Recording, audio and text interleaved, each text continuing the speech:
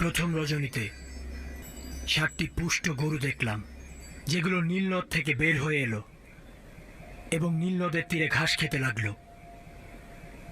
ঠিক সেই সময় নদী শুকিয়ে গেল এবং 7টি হ্যাংলা পাতলা গরু নীলনদ থেকে বের হয়ে এলো এবং নদীর তীরের গরুগুলোকে হামলা করে গিলে ফেলল।